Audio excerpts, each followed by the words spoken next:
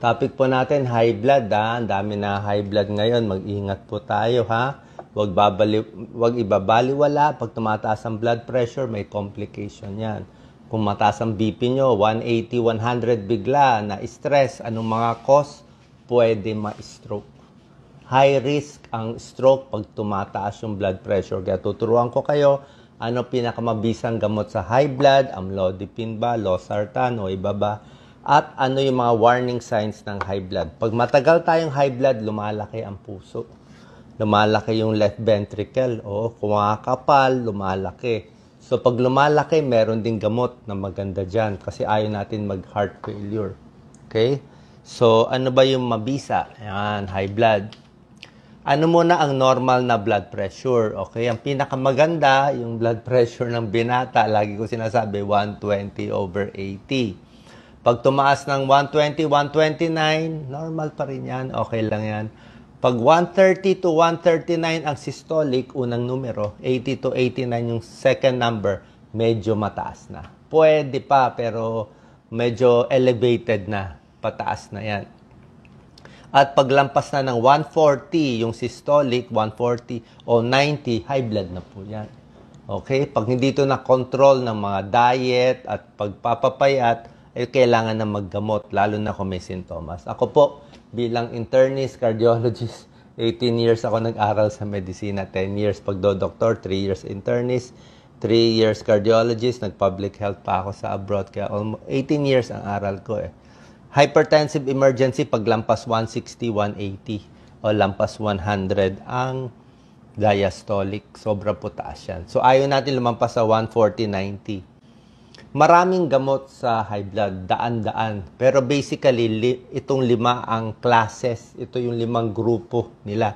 O, tingnan nyo saan dito iniinom nyo. Ang sikat yung calcium channel antagonist, mga PIN.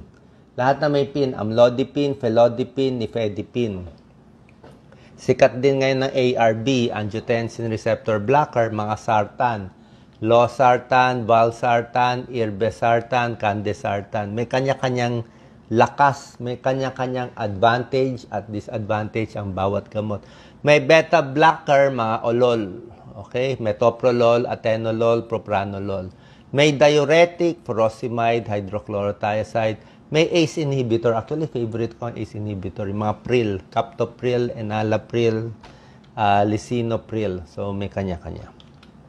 Ito yung common na binibigay sa mga generic kasi mas mura nga generic. May amlodipine, losartan, metoprolol, calcium channel, ARB, tsaka beta blocker.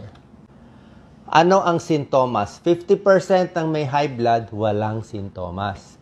Pero minsan, mahalata mo parang mabigat, parang balisa, parang hilo, na hindi naman hilo, na parang vertigo konti, parang masama pakiramdam, basta alam mong iba. Kaya pag ganyan, ang una sasabihin ko, check agad yung blood pressure. Yung iba, lumalabo ang mata. Okay, not a good sign. Chest pain, ayaw natin chest pain, baka heart attack. Headache, dito, nape pain, batok. Yung iba, nauubo, nasusuka. Shortness of breath, hindi magandang sintomas. Pag may hinihingal, ayoko yan. Oo, bilang internist, ang iisip agad ako na makadalhin sa emergency room. Weakness or numbness, red alert ako dito. Weakness or numbness, stroke. Dalhin agad sa ospital. Oo. Tigil lahat, dalhin ng pasyente, magtawag ng taxi o ambulansya. Hindi magandang sign. So, bakit nagkakaroon ng stroke o heart attack pag na-high blood? Yun talaga ang komplikasyon. Kaya pag sinabi nyo, blood pressure nyo, 180, 100, wala nararamdaman, hindi po maganda. Kasi yung utak natin, yung mga ugat, may limit yan eh. Yung mga ugat natin, may limit yung lakas ng presyon na kaya dumaloy dun sa artery. Hindi natin alam kailan siya puputok. May ibang tao, 180 o 170 ang blood pressure, pumuputok na to. May iba, 190 puputok. May iba, 200 puputok na. Hindi natin alam eh. Pag pumutok yan, dudugo yan. Matutulog na pasyente. Diba? So, hindi mo alam kailan. Lalo na kung mas matanda, ayaw natin mataas. Lalo na kung sanay kayo sa blood pressure na 110/70, sanay kayo mababa lang.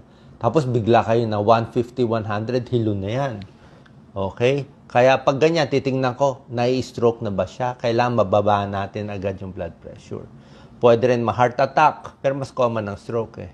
Pwede rin ma-kidney failure pag matagal high blood. Ano ang dahilan, di ba? Bakit ako na high blood, di ba?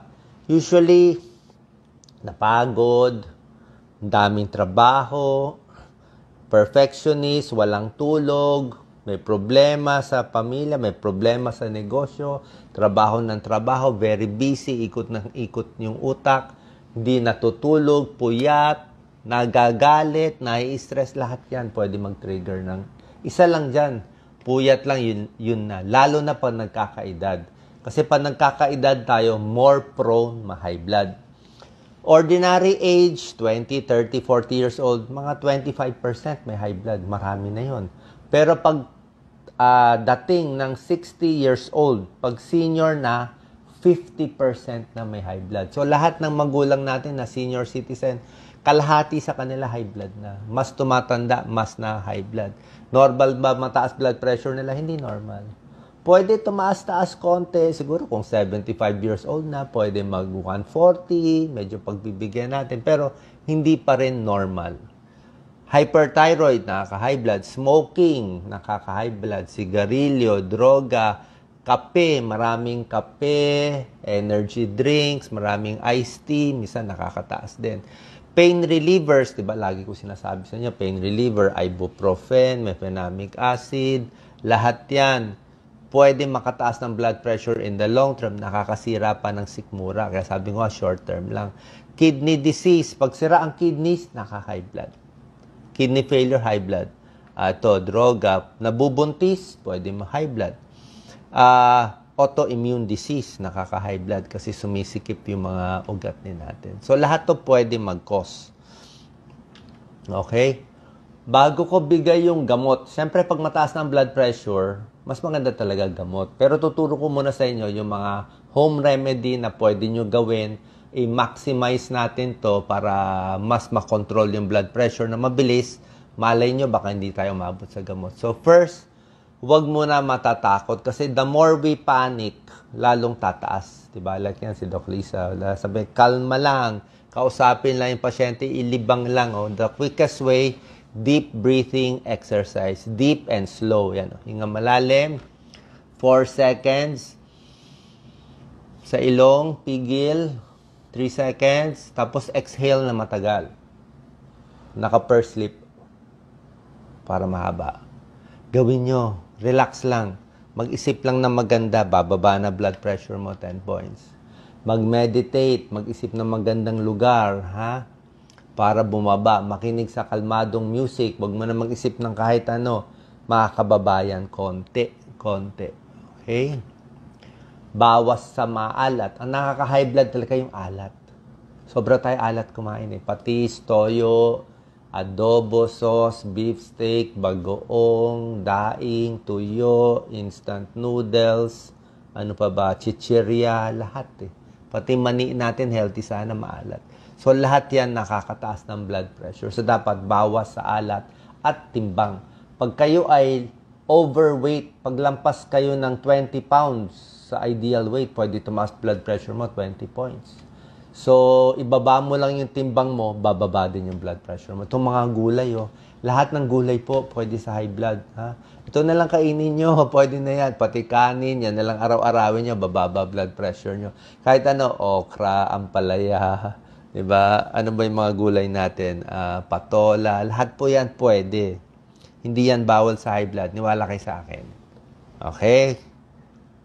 18 years ko inaral to.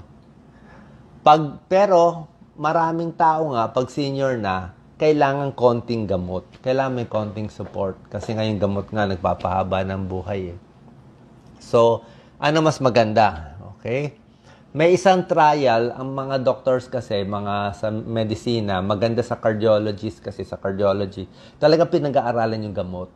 May therapeutic claim. Hindi ito mga supplement na hula-hula lang, walang therapeutic claim, baka makatulong, baka hindi. Ito talaga proven. Pinatunayan sa ito, 15,000 na pasyente inaral nila. Milyon-milyon ginastos dito. Pinaglaban nila 2 gamot. Pinaglaban nila yung favorite nating amlodipine na calcium channel. Pinaglaban nila sa ARB, yung mga sartan tulad ng losartan, valsartan. So pinaglaban yung dalawang gamot. Kalahating pasyente, 7,000 patients, puro amlodipine. 7,000 patients, puro valsartan, parang losartan. Sinundan sila 5 years, matira matibay. Tingnan natin sino mabubuhay o hindi.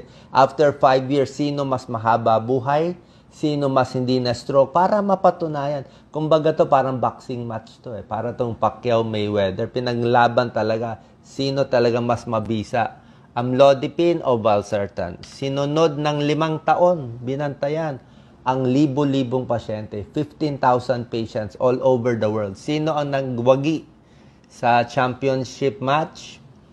Blood pressure, systolic, unang numero. Sino ang nagwagi? Panalo amlodipine. Nababa niya yung blood pressure, average 155, naging mga 138. Valsartan, nababa niya 155 hanggang mga 142, 140. Mas talo siya konti. Sa diastolic, yung numero sa baba, panalo pa rin yung amlodipine. Yan, no? 2 to 4 millimeters. So, bakit? Ang ibig sabihin nito, basta calcium channel blocker na amlodipine, pinakamalakas magpababa.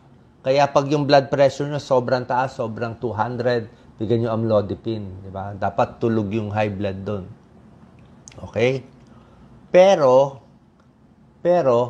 yung mga angiotensin receptor blockers tulad ng losartan at valsartan, meron namang ibang benepisyo. Talo nga siya sa lakas ng pagbaba ng blood pressure, pero may benefit siya. Yung mga pusong malaki, lumalaki sa high blood, nag-heart failure, mahina yung pumping, sa 2D echo, malaki yung left ventricular, LVEDD, mahina ejection fraction, minamanas yung pasyente, nahihirapan. Panalo ang losartan at lahat ng mga sartan na pampaliit ng puso. So, kung ang problema nyo, ulitin ko, pag heart failure, malaki ang puso, panalo ang losartan. Panalo siya sa pampaliit, napapaliit niya yung malaking puso. Nare-remodel niya. Yun ang maganda sa kanya. Pero yung lakas na pagbaba ng blood pressure, hindi ganun kalakas. Hindi ganun kalakas. Malakas na rin, pero hindi ganun kalakas. So, kung ang problema mo, medyo high blood, tapos malaki puso, doon tayo sa losartan. Kung ang problema mo, high blood lang, 200 ang blood pressure, okay naman yung laki ng puso, doon tayo sa amlodipine. Diba? Yung iba kino-combine. Okay? Sana malinaw yon. Amlodipine, maraming benefits sa katawan. Binubukay yung mga ugat. Okay? Maraming plus, kaya gusto ko yung amlodipine. Walang side effect na hilo-hilo. Walang side effect yung amlodipine. Actually, kahit sa buntis, medyo okay din siya. Ito yung mga klase ng calcium channel blocker. Amlodipine, felodipine, nicardipine, nifedipine.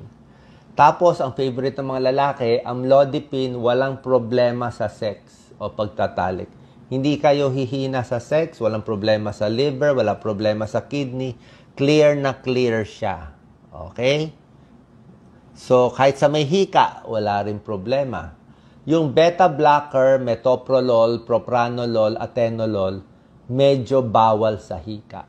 Ulitin ko metoprolol, propranolol, mga beta blocker, medyo bawal sa hika kasi pwede niya magpasikip ng daanan sa hika. Pero itong mga beta blocker, favorite ko yun kasi pang-palpitasyon yun yung malakas ang kabog, mga nagpapalpitate, tumatalon yung puso, ganyan. Kung ang problema mo, laging makabog o laging nervyos, pero hindi ka naman high blood, yung metoprolol ang maganda sa iyo. Beta blocker, lahat ng mga olol. Pero kung problema mo, ang taas ng blood pressure, ito ang number 1 choice sa iyo. So yung pinakamabisang gamot para sa iyo ay kung ano ang problema mo. Kung high blood problema mo, ito pinakamabisa. Hindi ka masesedate, walang problema sa sex. Isa lang problema sa amlodipine. Dahil nga napakalakas niya magpabuka ng mga ugat natin, mga arteries, kaya bumababa yung blood pressure. Sa lakas ng pagbuka ng ugat, minsan nagpa-flash namumula, minsan sumasakit ang ulo, at dahil sa pagbuka niya, minsan nagmamanas. Yan lang ang problema. Hindi naman delikado yung manas. Pero syempre, maraming tao ayaw ang may manas. So, pag ang dose ng amlodipine mo, normal dose is 5 milligrams. Ang 5 milligrams, makakababayan ng blood pressure ng mga 20 points o 30 points na. Kaya kung BP nyo, 160, 100, 5 milligrams. Ako kasi natitimpla ko. 160, 100, 5 milligrams, bababayan ng mga 140, 90. Tuloy-tuloy gamot mo, baka mag 130, 80 pa yan. 5 milligram, yan ang normal dose. Pero kung hindi naman ganun kataas blood pressure mo, 140, 90 lang, pwede na 2.5. Kung sobra taas blood pressure mo, maximum 10. 10 milligrams lang maximum ng amlodipine, wag na itataas, ma-overdose po kayo. So, depende sa dose. Pag ang dose mo 2.5 lang, konti lang nagmamanas. 2%. Pag ang amlodipine mo 5 milligrams, 3% nagmamanas. At pag amlodipine mo 10 milligram, yung mga umiinom ng amlodipine 10, almost 11% nagmamanas. Kaya pag nagmanas ka sa amlodipine, ibaba lang ang dose. 10, gawin mong 5, 5, gawin mong 2.5. Pag hindi makontrol ang blood pressure, dagdagan ng ibang gamot. Okay? Ang mga sartan naman, tulad ng sinabi ko, maganda sa puso, kaya lang, merong mga nega din, di ba? Bawal siya sa buntis. Bawal na bawal sa buntis. Kasi pag sa buntis to, pwede maging abnormal yung baby. Di ba? Hindi rin siya maganda kung may kidney failure na. Kidney disease stage 3, stage 4, mataas na creatinine, hindi rin binibigay. Okay? So, binabantayan pa yung kidney problem dito. So, may pros and cons eh. Losartan, valsartan, candesartan, telmisartan, irbesartan. Pinaglaban din, ito another boxing match. Pinaglaban ang metoprolol, atenolol sa amlodipine, tsaka ACE inhibitors. Sino panalo? Basta kasama yung amlodipine. Ito yung mga combination na gamot. Amlodipine plus perindopril. Panalo pa rin. Basta kasama yung amlodipine. Panalo siya sa pagbaba ng blood pressure. Ito naman, iba naman kapartner ni amlodipine. Benazepril. Panalo pa rin si amlodipine. Lagi siyang panalo. Kahit saan mo siya inilagay, talagang tulog yung BP. Mas hindi kayo ma-stroke. Mas haba buhay po ninyo. Amlodipine, kinalaban sarili niyang calcium channel blocker, lasipil. Ito, Norvas. Pero maraming brand. May Ambas, Norvas, may generic. So, paglaban, kapwa pin, panalo pa rin si amlodipine. No? Siya mas mababa. Oh. See? Panalo siya sa lahat. Bukod dito, kailan iinumin? Pag tumatanda sa mga senior citizen, ingat tayo sa morning hypertension. Dito tayo tagilid. At tagilid tayo sa umaga, mataas ang blood pressure, 190, 100. Sa gabi, mababa, 110 na lang. So, anong gagawin natin? Diba? Bibigyan mo ng gamot, babagsak yung BP sa gabi.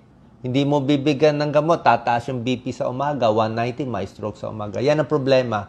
Pag may edad, sobrang taas ang fluctuation. Tsaka pag may edad, lumalaki na yung pulse pressure. Ibig sabihin, imbis na 140/90, nagiging ganito numero nila. 160/60. May ganon. 160, tapos yung baba, 16 na lang o 17. Ang layo. Kasi nga, tumitigas. Nagiging mas stiff, mas matigas yung ugat ng yung artery ng may edad. Hindi na siya parang rubbery na goma. Mabilis pumutok. Kaya bumababa yung diastolic, tumataas yung systolic. Yan.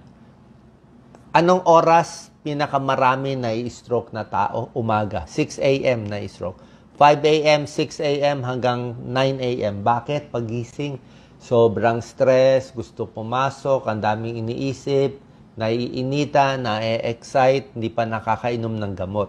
Kaya may isang pag-aaral, pag problema nyo morning hypertension, ang gamot ay iniinom sa gabi. Bago matulog, inumin mo na yung amlodipine mo o yung losartan mo para pagising sa umaga, protected ka na. Okay? So, bantayan ng BP.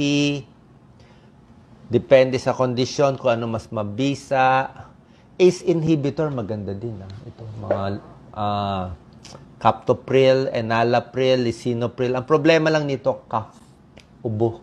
May tao lang inuubo. Pag inubo, di hindi. Pero mabisa rin to. Pang heart failure din to. Pang malaking puso din to. Favorite ko rin to. Okay? Final slides. Paano pa makakatulong ibaba yung blood pressure? Bawas timbang. Pag bumaba ang timbang, bababa ang blood pressure. Gusto humaba ang buhay, kailangan payat. Okay? High sodium ang kalaban natin. Bawas lang asin. Yung mga sarsa ng adobo, sinigang, minsan yung sinigang mix natin ng alat eh. Ketchup din maalat. Konti lang, di ba? Beef steak maalat. So, instant noodles, wag nyo na inumin yung sabaw. Tapon nyo na yung sabaw, yung noodles na lang kainin nyo.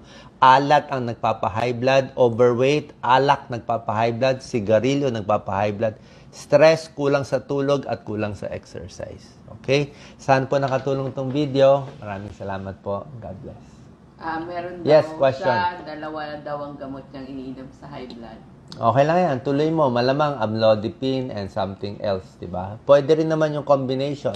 Ibig sabihin, protected ka sa parehong gamot. Ang problema lang doon, mahal.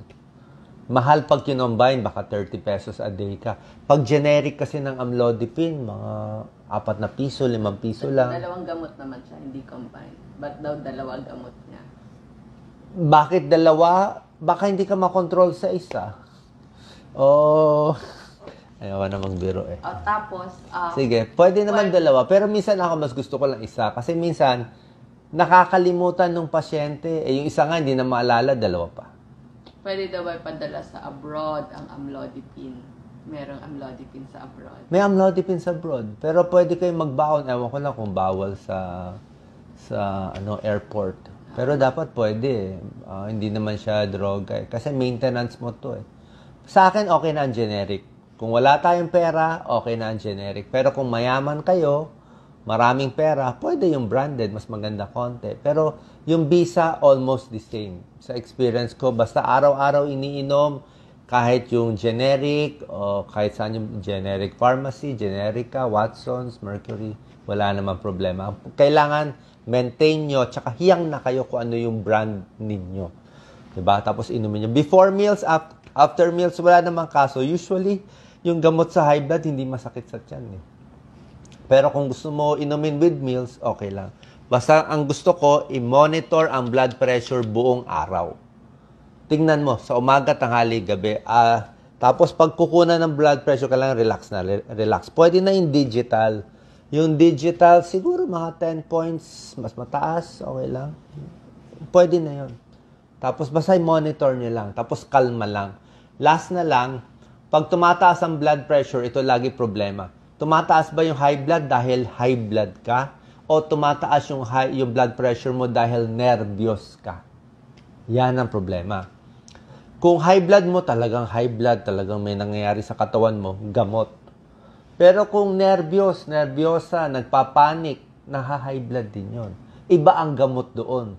Sa nervyosa na tao, lalaki o babae na naduduwag, ang gamot doon sedative, pampakalma. Yun ang binibigyan ng mga Saynor, Lexotan, Valium.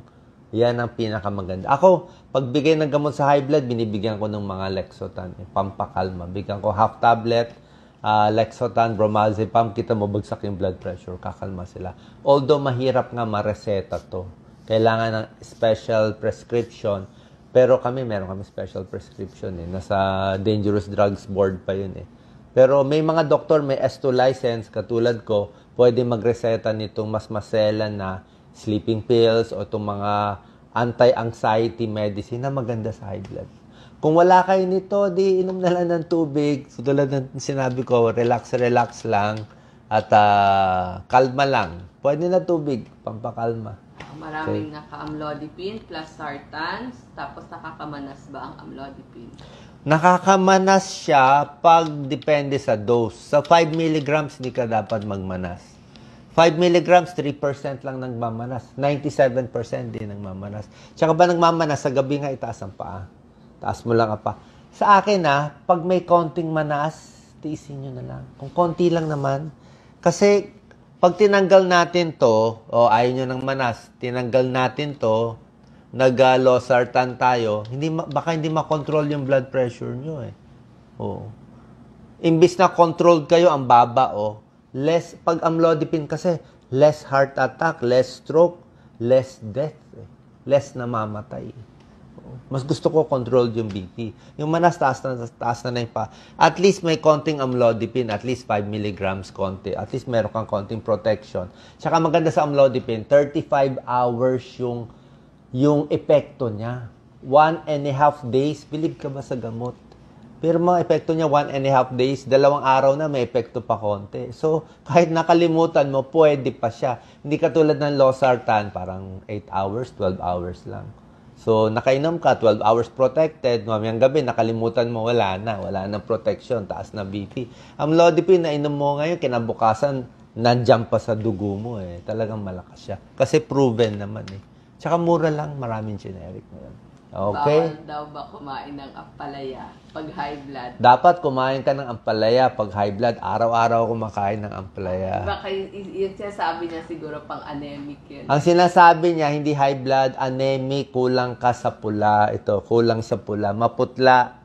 Pag maputla ka, kulang puro regla, kulang sa dugo, kumain ng ampalaya, tataas yung iron sa dugo. Pero hindi ka ma-high blood doon. Hindi yun. Okay? Maraming salamat po. God bless po. Thank you.